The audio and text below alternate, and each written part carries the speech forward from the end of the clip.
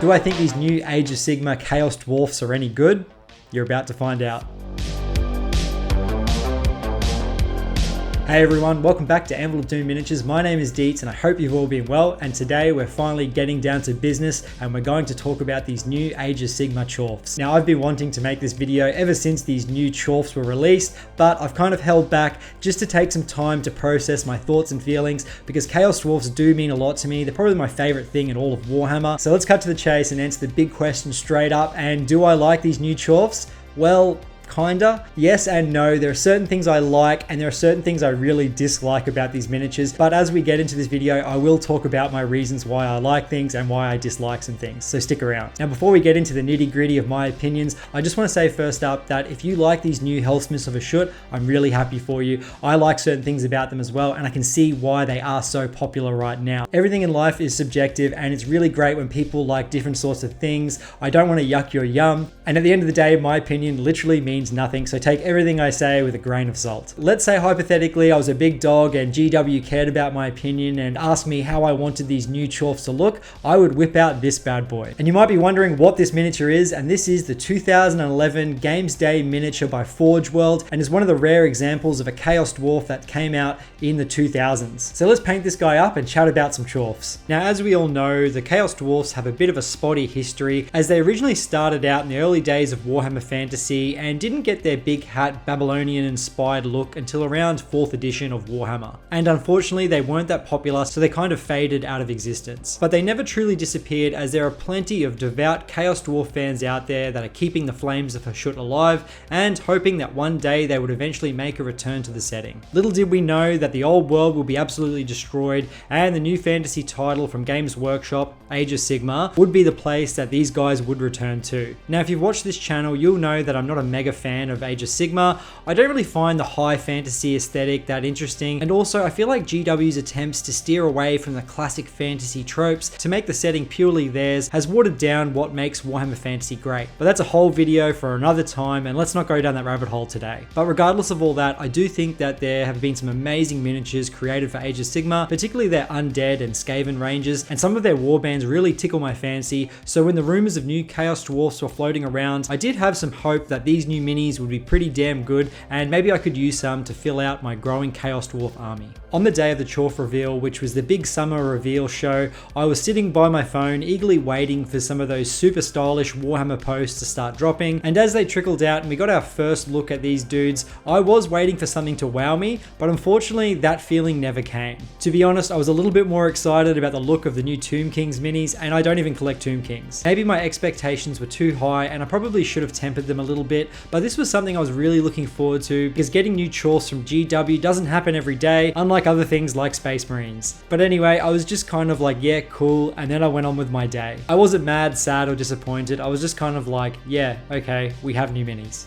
Now I don't want to be a negative Nancy on this channel because that's not why I make these videos. I want to inspire you guys to paint and to have fun with this hobby, so let's just talk about the things I liked first, then I'll go into the things I disliked. And again, remember, this is just my opinion. I don't hate these new minis. That will be a bit silly. I just want to talk about it because I've had a few people ask. Alright, first up is the War Despot and the Demon Smith, and these were minis that had elements that I liked. They have the big hats and the beards, and with a few small conversions and maybe some add-ons, I think these minis would fit my ideal Chaos Dwarf image. Maybe if we made that bladed spear into more of an axe-like weapon and giving them a classic red paint scheme would make them a bit more appealing to me. Now I'm definitely not on the Warhammer creator list, so I don't get these minis sent to me before anyone else, but if you'd like to see me maybe convert one of these into the perfect Chaos Dwarf, let me know down in the comments below and I'll try pick one up. Some other units like the Bull Centaurs were pretty cool as well, but I think my favorite minis out of the whole release were the Hobgoblins. They were pretty much perfect to me. They weren't too fancy, they had the classic Hobgoblin hoods, they looked mean, and the only thing I would really change on these minis are the shields. I would love to try slap these guys on some square bases because the classic metal Hobgoblins are nearly impossible to find. Now the Hobgoblins are great, but this is kind of a worry because if my favorite thing about these new Chaos Dwarfs are their greenskin slaves, then we may have a problem.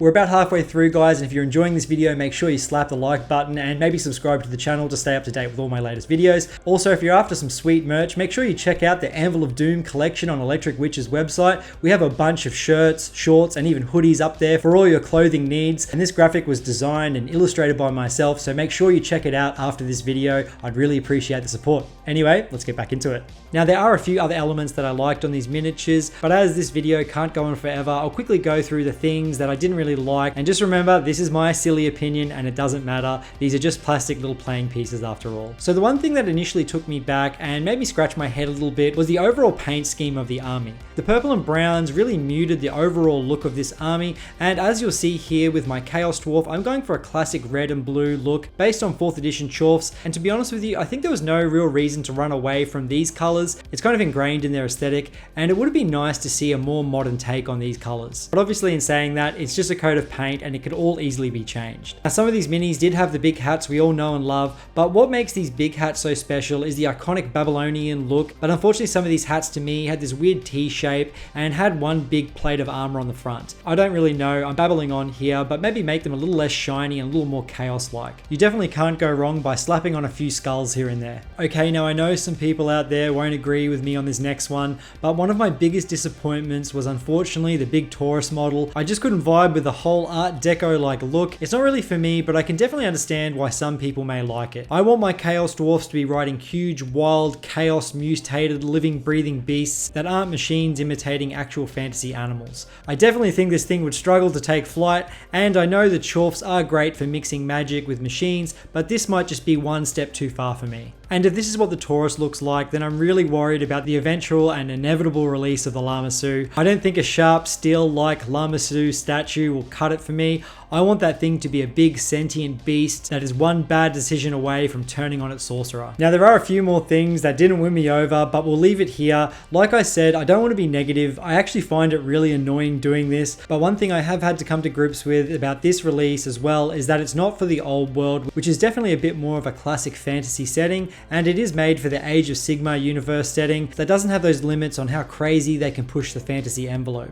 These Chorfs aren't made for someone like me in mind, and that is absolutely fine. Miniatures like this is the way the setting of Age of Sigmar is now heading. I'm just happy that some people in the Age of Sigmar community can get behind some Chorfs, and even some people out there who are into the old world can now get some minis to recreate and slap on some square bases. I would love to know what you think about these new Chorfs. Are you planning on doing something new with these Hashut worshippers? Let me know your thoughts below. Anyway, let's chat about this fella I'm painting and why to me it would have been the perfect direction to take the Chaos Dwarfs in. Obviously, I'm a bit biased and would have preferred some new Chaos Dwarfs in the old world.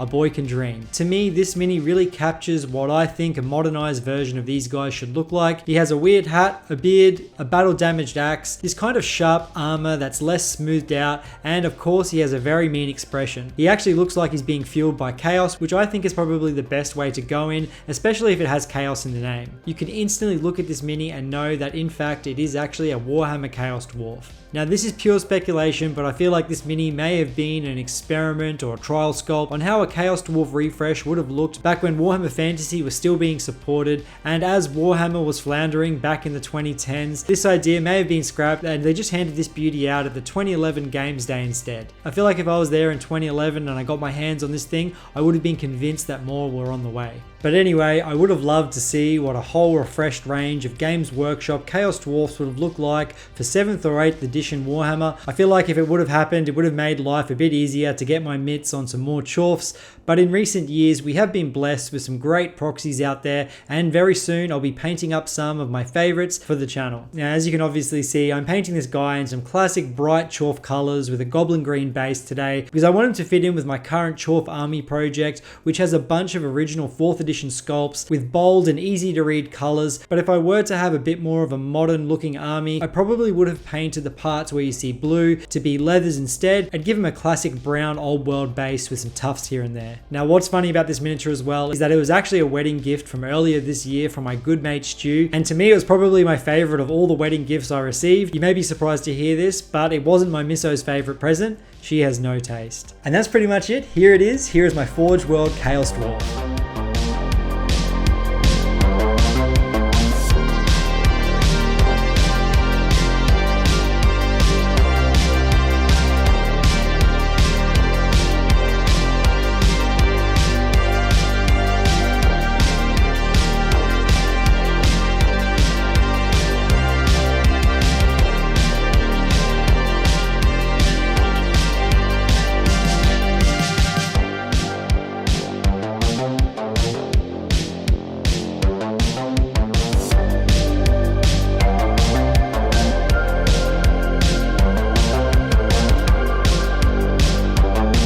Thanks so much for sticking around to the end of the video, guys. I really appreciate it. And like always, I want to say a massive thank you to all of my Patreons for all the support you guys give me. You make my life a hell of a lot easier when I'm making these videos, so thank you so much. I really appreciate all the support you give me all the time. If you want to join the Envelope of Doom Patreon, the link is in the bio, and I look forward to catching up with you in the Discord. Anyway, guys, I'm out of here. I'll see you all next time.